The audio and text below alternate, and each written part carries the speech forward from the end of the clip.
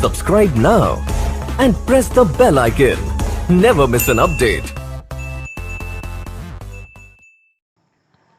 नमस्कार दोस्तों, स्वागत है आपका हमारे इस चैनल इंश्योरेंस पाठशाला पर। आज हम बात करते हैं LIC की बहुत ही लोकप्रिय प्लान, जो कि LIC की टैग लाइन से भी जाना जाता है, ज़िंदगी के साथ भी और ज़िंदगी के बाद भी। तो जी हाँ दोस्तों, बात करते हैं हम आज न्यू जीवन आनंद प्लान पर, जो कि बहुत पुराने समय से चला आ रहा है, लेकिन इसमें समय समय पर बहुत सारे बदलाव हुए। 1 फरवरी 2020 से इसमें बहुत ही अच्छे बदलाव हुए हैं, जिन पर हम आज बात करेंगे इस प्लान में। तो दोस्तों शुरू करते हैं।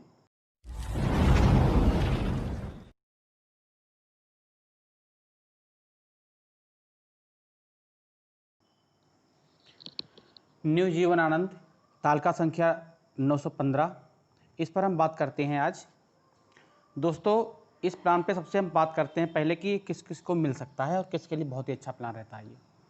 इसके लिए उम्र का जो कैटेगरी है वो 18 वर्ष से लेकर के 50 वर्ष कंप्लीट तक होना चाहिए, जिसमें कि निकटतम जन्मदिन से गणना होगी। लेकिन जब हम 18 वर्ष न्यूनतम आयु की गणना करेंगे, वहाँ पर कंप्लीट आयु चाहिए होगी। दोस्तों इसमें जो पॉलिसी की मैच्योरिटी एज है वो 75 वर्ष है। तो हम जब भी पॉलिसी का टर्म सेलेक्ट करेंगे, अगर 50 साल का व्यक्ति है तो उसको हम 25 साल से ज़्यादा का टर्म नहीं दे सकते। और अधिकतम टर्म की बात करें तो 15 से और 35 वर्ष तक का कोई भी अवधि हम पॉलिसी पे दे सकते हैं कस्टमर के लिए। दोस्तों इसमें सम एश्योर्ड का जो विकल्प है वो मिनिमम 1 लाख रुपए है, यहाँ से शुरुआत होती है। उसके बाद 5,000 के गुणांकों में हम कोई भी बीमा राशि चुन सकते हैं। ग्राहक की आय के अनुसार जितनी उसकी आय यानी उसकी इनकम जो अलाउ करती है उतनी सम उसको बीमा धन दे सकते हैं, जो कि फाइनेंशियल अंडर राइटिंग में इस पर चर्चा करेंगे। अब दोस्तों इसमें बात करते हैं हम लोग प्रीमियम पेइंग टर्म की। इसमें जितनी हम पॉलिसी की अवधि चुनेंगे उस पूरी अवधि तक हमें प्रीमियम लगातार भरना है, इसलिए इसका PPT और पॉलिसी टर्म एक ही रहेगा। इस प्लान में राइडर्स की अगर हम बात करें तो इसमें 4 तरह के राइडर्स अवेलेबल हैं, जिसमें ADDB, जो कि मैं हमेशा रिकमेंड करता हूँ ग्राहकों को, सबको हमें यही देना है, accidental death and disability benefit. दोस्तों इसमें एक चीज़ ध्यान रखने की ज़रूरत है, जब भी आप accidental death and disability benefit select करते हैं और अगर कोई व्यक्ति पुलिस फोर्स में है या आर्मी में है, तो उसका प्रीमियम 50 पैसे प्रति हज़ार की दर से एक्स्ट्रा चार्ज होता है, जो कि इस कैलकुलेटर की कैलकुलेशन में नहीं आता है। तो उसकी कैलकुलेशन करते समय आप 50 पैसा प्रति हज़ार की दर से अतिरिक्त प्रीमियम की गणना करके उसमें जोड़ लेंगे और उसको ग्राहक को आप बता भी देंगे कि इसका प्रीमियम ये एक्स्ट्रा लगेगा। दूसरा, इसमें जो डेथ ADDB जो टर्म जो राइडर है, वो न्यूनतम उसकी जो राशि है वो 10,000 है। अधिकतम इसकी जो राशि है वो 1 करोड़ सारी पॉलिसियों को मिला करके हो सकती है। लेकिन दोस्तों जो राइडर होते हैं वो बेसिक सम एश्योर्ड से ज़्यादा नहीं हो सकते। तो इसमें हम जब भी राइडर का चुनाव करेंगे तो जो बेसिक सम एश्योर्ड जितनी हमने ली है, अगर 2 लाख का या 5 लाख का जो बीमा धन हम सिलेक्ट करते हैं, उतनी से कम तो धनराशि हो सकती है, लेकिन उससे ज़्यादा नहीं हो सकती है या उसके बराबर हो सकती है। तो इस तरह से हम इसमें ADDB का चुनाव कर सकते हैं। उसके बाद एक्सीडेंटल डेथ बेनिफिट जिसे कहते हैं हम, एक्सीडेंटल डेथ बेनिफिट, उसका भी हम इसमें चुनाव कर सकते हैं। दोस्तों ये जो 2 मैं राइडर आपको बता रहा हूँ, ये पॉलिसी अब लेते समय भी चुन सकते हैं इनको हम, और अगर बाय चांस उस समय छूट गया है प्लान में ये राइडर दोनों देना किसी कारणवश, तो इसको पॉलिसी अवधि के दौरान बाद में भी जोड़ा जा सकता है, बशर्ते कि उसके कम से कम 5 साल के प्रीमियम भरना बकाया रह गया हो, उससे पहले ये हम जोड़ सकते हैं। और ये जो राइडर हैं दोनों, ADDB accidental death and disability benefit व एक्सीडेंटल डेथ बेनिफिट, ये दोनों ही अधिकतम 65 साल की उम्र तक इनफोर्स पॉलिसियों में हम जोड़ सकते हैं। और इसकी जो सीजिंग टाइम होगा, आयु होगी, वो 70 वर्ष होगी। मतलब कहने का कि 70 वर्ष की आयु पर ये बेनिफिट खत्म हो जाता है। अगर हमने किसी व्यक्ति को 75 साल की पॉलिसी की अवधि दी हुई है, 75 साल की उम्र पर उसकी पॉलिसी मैच्योर होनी है, तो ये जो ADDB का और या एक्सीडेंटल डेथ बेनिफिट का जो लाभ है वो 70 साल की आयु तक ही मिलता है, व उसके बाद वो सीज हो जाता है ऑटोमेटिकली। इसके अलावा इसमें टर्म इंश्योरेंस राइडर का विकल्प भी चुन सकते हैं। दोस्तों ये जो टर्म राइडर का विकल्प है, ये सिर्फ पॉलिसी लेते समय ही चुना जा सकता है। टर्म राइडर पॉलिसी शुरू में अगर छूट गया तो उसको हम बीच में बाद में जोड़ नहीं सकते। टर्म राइडर कि जो मिनिमम बीमा राशि होती है वो 1 लाख रुपए होती है। किसी प्लान पर हम मिनिमम 1 लाख का दे सकते हैं और उसके बाद हम 5,000 के गुणांकों में उसको अधिकतम सीमा 25 लाख तक दे सकते हैं। इससे ज़्यादा टर्म इंश्योरेंस राइडर का दे नहीं है। इसमें जो चौथा राइडर है दोस्तों वो है critical illness rider, CIR। Critical illness rider भी पॉलिसी की शुरुआत में ही दे सकते हैं। पॉलिसी शुरुआत में अगर ये हमारा छूट जाता है तो हम बाद में इसको भी ऐड नहीं कर सकते हैं। इन राइडर्स पे डिटेल्स एक अलग से वीडियो बनने ही बहुत जल्द हम डालेंगे इस पर, जिसमें कि एक एक राइडर को डिफाइन करेंगे और उसकी सारी क्राइटेरिया को, सारी कैटेगरीज को एक तरीके से बताएंगे। तो इसमें ये चारों राइडर्स अवेलेबल हैं। इसके बाद हम बात कर लेते हैं इसमें मैच्योरिटी की। तो इसमें हम दोस्तों सबसे पहले कैलकुलेशन पे चले जाते हैं। तो ये किसी प्लान का उदाहरण लेकर के समझते हैं। हम मान लेते हैं कि किसी ग्राहक की जिसकी हम पॉलिसी देना चाहते हैं उसकी आयु अभी 28 वर्ष है और उसको हम पॉलिसी अवधि जो चुनाव करना चाहता है वो अगर 25 साल का चुनाव करता है और हम इसमें सम एश्योर्ड 10 लाख का चुनाव करते हैं। अगर हम राइडर देना चाहेंगे तो इसमें टर्म राइडर तो हम जोड़ सकते हैं, लेकिन इसके अलावा जो भी राइडर हमें देने हैं उसके लिए अलग से दोस्तों कैलकुलेशन करनी पड़ेगी, जिसके के लिए इसकी एक अलग से सूची आती है, एनेक्जर्स आती हैं, उसके हिसाब से प्रीमियम जो कि हमारे पास मैनुअल होता है, एजेंट्स मैनुअल, उसमें सारे प्रीमियम दे रखे होते हैं। तो वहाँ से हम ऐड कर सकते हैं। अगर राइडर देना चाहते हैं तो इस पर राइडर पर टिक करेंगे और अगर राइडर का चुनाव नहीं चुन रहा है ग्राहक तो इसको हम टिक नहीं करेंगे। साथ में अगर कोई एज प्रूफ जो है वो उसके पास स्टैंडर्ड अगर नहीं है और नॉन स्टैंडर्ड एज प्रूफ अगर वो सबमिट करता है तो एज एक्स्ट्रा भी चार्ज किया जाएगा, इसको भी टिक करना है। और स्टैंडर्ड एज प्रूफ पर दोस्तों इसको हमें भी टिक नहीं करना है। तो इस तरीके से हम देख लेते हैं इसमें टोटल कितना पैसा जमा हो रहा है और कितनी इसकी मैच्योरिटी मिल रही है। ये दोस्तों कैलकुलेट हो के आ गया। अब इसमें जो बेसिक सम एश्योर्ड है वो 10 लाख है।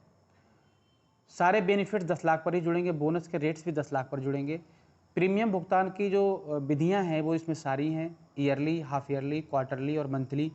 मंथली देते समय दोस्तों में हमेशा नए से ही प्रीमियम भरना है अकाउंट से, ताकि लिंक हो जाएगा उसका और हर महीने उसका प्रीमियम कटता रहेगा। बाकी मोड में भी हम नैच लगा सकते हैं जिससे कि ग्राहक को सुविधा होती है।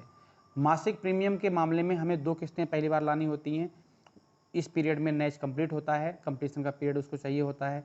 बाकी सारे मोड में एक प्रीमियम ही हमें लेनी होती है। अगर हम इसमें टोटल प्रीमियम की बात करें, टोटल इसका जो इस टेन्योर में जमा होगा वो 11,05,972 रुपये जमा होगा और जो मैच्योरिटी 25 साल पर उसको मिलनी है वहाँ पर बेसिक सम एश्योर्ड दोस्तों मिलेगी। 10 लाख पर जो इस पूरी अवधि में बोनस बना है वो 12,25,000 मिलेगा। 25 साल पर जो फाइनल एडिशनल बोनस की दर है वो 450 रुपये प्रति हज़ार की दर से जुड़ेगा, जिसकी राशि 4,50,000। तो इन सारी तीनों राशियों का जो योगफल आता है वो 26,75,000 का भुगतान आता है। दोस्तों ये मैच्योरिटी के समय इसका भुगतान कर दिया जाएगा और इसके बाद अब जैसा कि इसमें हम पहले भी बात कर चुके हैं कि ज़िंदगी के साथ भी और ज़िंदगी के बाद भी, तो ये फाइनल पेमेंट होने के बाद भी जो हमने बेसिक बीमा धन दिया था, जो धनराशि जो 10 लाख रुपए थी, वो 10 लाख का रिस्क कवर लाइफ टाइम बना रहेगा। पूरी ज़िंदगी जब तक व्यक्ति जीता है ये इसका लाइफ टाइम कवर बना रहेगा। अब हम बात कर लेते हैं, इसमें एक विकल्प और भी साथ में नया जोड़ा गया है जिसको हम मैच्योरिटी सेटलमेंट ऑप्शन कहते हैं। अगर कोई ग्राहक चाहता है पैसे को, मैच्योरिटी की जो धनराशि है उसको पेंशन में कन्वर्ट करना चाहता है, वो चाहता है कि मुझे पैसा अगले आने वाली 10-15 साल या 5 साल में मिले, तो उसको मैच्योरिटी सेटलमेंट के तहत ग्राहक को चुन सकते हैं। अब इसमें भी तीन अवधियाँ हैं, 5 वर्ष, 10 वर्ष और 15 वर्ष।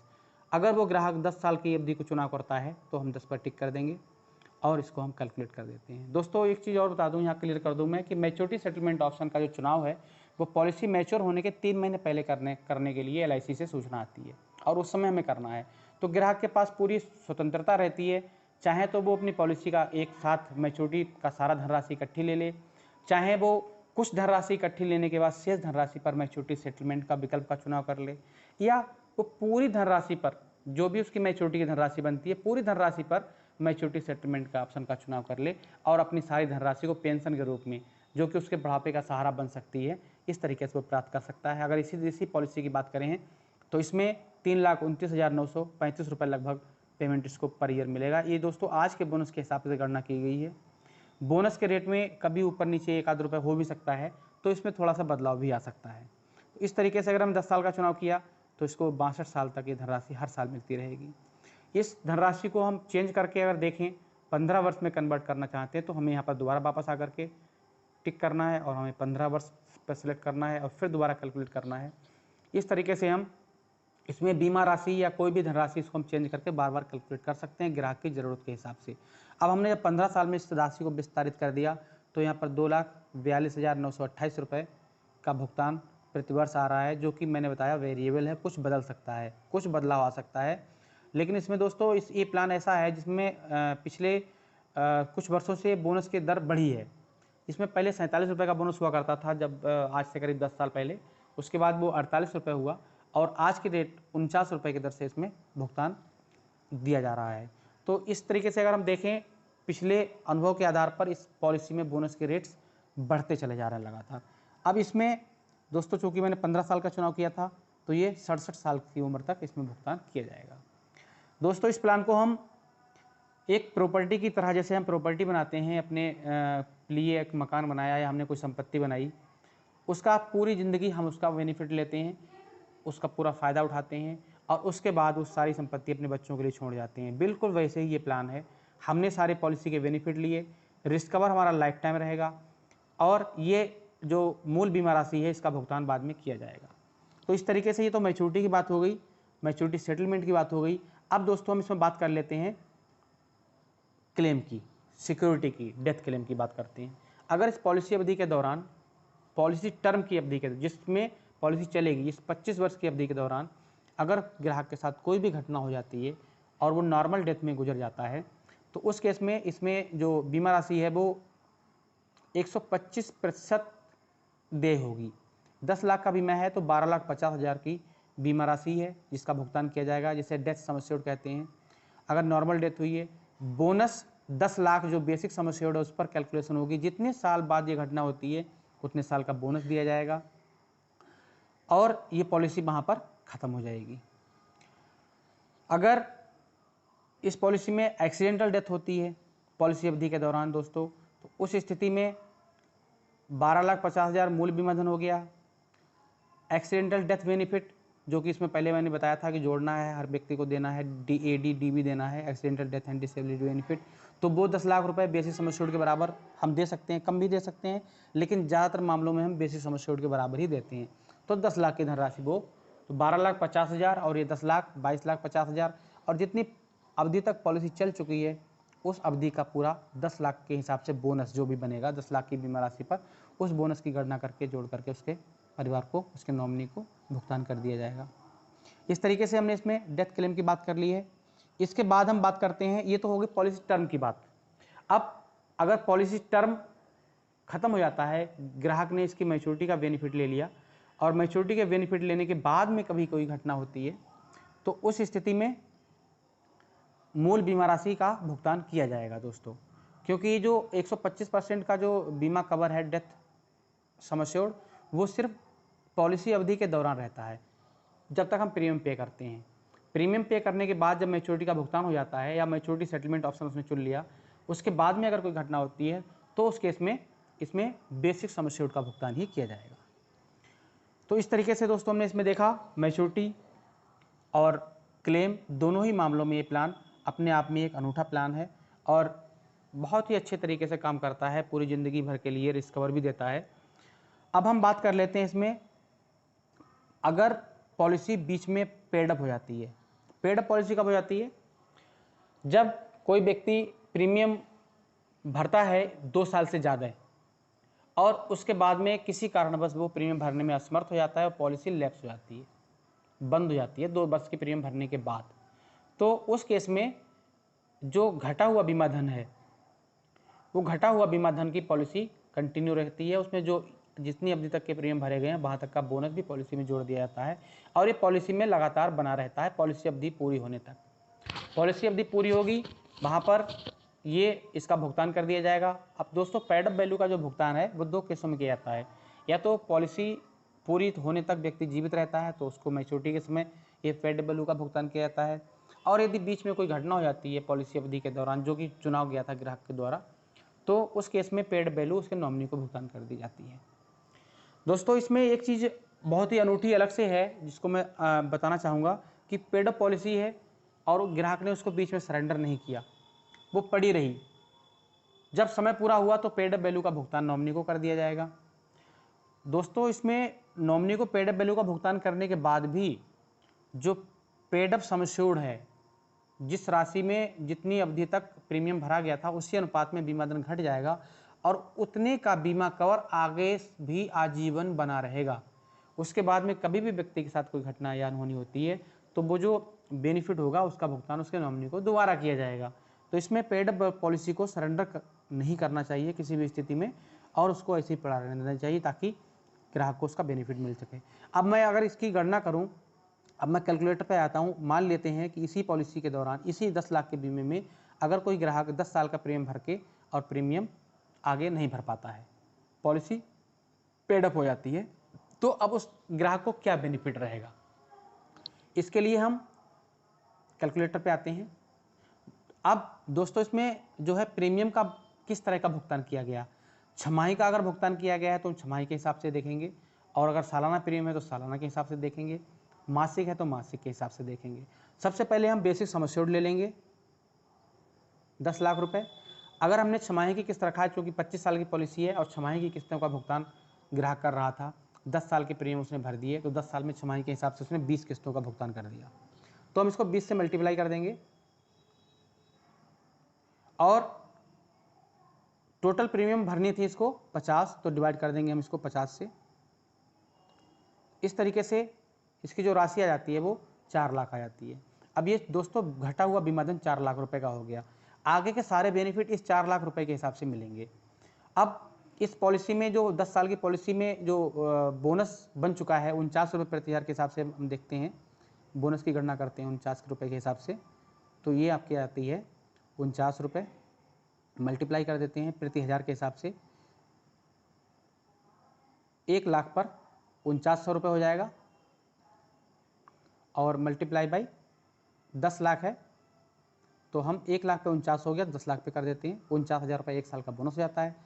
10 साल चल गई पॉलिसी, 10 से गुणा कर देते हैं तो आ गया 4,90,000 रुपये और इसमें जोड़ देंगे हम 4 लाख रुपये जो कि इसकी वैल्यू बन चुकी है। तो इस तरीके से 8,90,000 रुपये का ये पॉलिसी उसमें जुड़ जाएगा। अब ये आगे इस पॉलिसी अवधि के दौरान यदि उस व्यक्ति के साथ कोई घटना हो जाती है और वो व्यक्ति चल बसता है तो 8,90,000 का भुगतान उसके नॉमिनी को कर दिया जाएगा। अगर वो व्यक्ति पूरी अवधि तक जीवित रहता है तो 8,90,000 का भुगतान उस व्यक्ति को कर दिया जाएगा। उसके बाद जो इसमें 4 लाख सम एश्योर्ड बन रहा था, घटा हुआ रिड्यूस सम एश्योर्ड जिसे कहते हैं, जिसे पेड अप वैल्यू कहते हैं, उस 4 लाख रुपए का बीमा का धनराशि उसके पूरा जीवन कवर, पूरे जीवन 4 लाख रुपए का बीमा कवर उसके लाइफ पर ये आजीवन बना रहेगा। तो इस तरह से दोस्तों ये पॉलिसी अगर कहीं by the way paid up भी हो जाती है तब भी इस पॉलिसी के जो बेनिफिट्स हैं वो सीज नहीं होते और वो उसी अनुपात में घट करके लगातार आगे भी जारी रहते हैं। अब दोस्तों मैं इसमें बात करता हूँ, एक आता है क्लेम कंसेशन की। क्लेम कंसेशन की ज़रूरत कब पड़ती है, जब अभी हम जानते हैं कि पॉलिसी में जब भी पॉलिसी में प्रीमियम का भुगतान करते हैं तो तिमाही, छमाही और वार्षिक अगर भुगतान विधि है तो उसमें 30 दिन का ग्रेस पीरियड होता है जिसे रियायत अवधि कहते हैं। इस अवधि के दौरान ग्राहक प्रीमियम का भुगतान करता है तो प्रीमियम को लेट नहीं माना जाएगा, कोई ब्याज नहीं देय होगा और अगर इस अवधि में कहीं कोई घटना हो जाती है व्यक्ति के साथ तो पूरी तरीके से क्लेम देय होता है। इसे हम कहते हैं रियायत अवधि। अब ये रियायत अवधि समय के साथ साथ बढ़ती जाती है। जैसे अगर पॉलिसी 3 वर्ष चल गई और 3 वर्ष पॉलिसी चलने के बाद में फिर ये रियायत अवधि जो क्लेम कंसेशन की अवधि होती है वो 6 माह हो जाती है। दोस्तों प्रथम अनपेड प्रीमियम जिसे कहते हैं FUP, फर्स्ट अनपेड प्रीमियम की तारीख से अगले 6 महीने तक पॉलिसी की प्रीमियम अगर जमा नहीं भी हो पाती है तो भी पॉलिसी पर पूरा बीमा कवर बना रहता है। और अगर इस अवधि के दौरान कोई घटना हो जाती है ग्राहक के साथ, पॉलिसी धारक के साथ, तो उसका क्लेम स्वीकार किया जाएगा, उसके परिवार को पूरी बीमा राशि जो डेथ क्लेम सम एश्योर्ड है उसका भुगतान किया जाएगा, बोनस का पूरे भुगतान किया जाएगा और जो भी अगर फाइनल एडिशनल बोनस की कैलकुलेशन आएगी तो उसका भी भुगतान किया जाएगा। लेकिन दोस्तों जो प्रीमियम भरना बाकी रह गया था वो प्रीमियम काट ली जाएगी।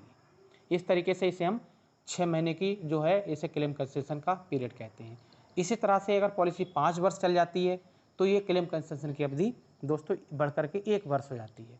कोई पॉलिसी 5 वर्ष चल गई, उसके बाद वो किसी कारणवश टूट गई, अगले 1 वर्ष तक रिस्क कवर बना रहेगा। अगर कोई 1 वर्ष के अंदर कोई घटना हो जाती है तो पूरी तरीके से क्लेम स्वीकार किया जाएगा और सारे बेनिफिट उस परिवार को दिए जाएंगे। बस जो प्रीमियम नहीं भरी गई थी वो प्रीमियम काट ली जाएंगी। इस तरीके से दोस्तों से क्लेम कंसेशन की बात करता हूँ। अब क्लेम कंसेशन का बेनिफिट नॉर्मल केस में ही मिलता है। अगर कहीं कोई सुसाइड केस आ जाता है तो दोस्तों सुसाइड केस में ये क्लेम कंसेशन का बेनिफिट नहीं मिलता है। और जैसा कि आप जानते हैं सुसाइड क्लॉज में पॉलिसी की शुरुआत की तारीख से या रिवाइवल होने की तारीख से अगर 12 महीने के अंदर कोई व्यक्ति आत्महत्या कर लेता है तो उस केस में कोई भी दावा राशि स्वीकार्य नहीं होती है। केवल उसके द्वारा जमा किए गए प्रीमियम का 80% ही भुगतान किया जाता है। इस तरीके से ये पॉलिसी में क्लेम कंसेशन का बेनिफिट भी जुड़ा हुआ है।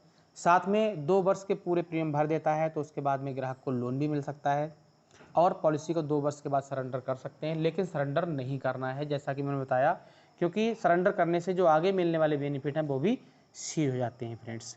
तो इस तरीके से एक चीज़ और मैं बताना चाहूँगा कि पेड अप पॉलिसियों पे दोस्तों फाइनल एडिशनल बोनस का भुगतान नहीं होता है। ये चीज़ भी आपके लिए शायद जानकारी हो भी, लेकिन मैं फिर भी इसको रिपीट करना चाहूँगा कि पेड अप पॉलिसी पर फाइनल एडिशनल बोनस का भुगतान नहीं होता है। इस तरीके से इसलिए ग्राहक को पूरी तरह से प्रोत्साहित करें और उसकी उतनी ही पॉलिसी करें जितनी कि वो आराम से चला सके। तो दोस्तों ये प्लान आपको अच्छा लगा होगा, मुझे पूरी उम्मीद है, आशा करता हूँ।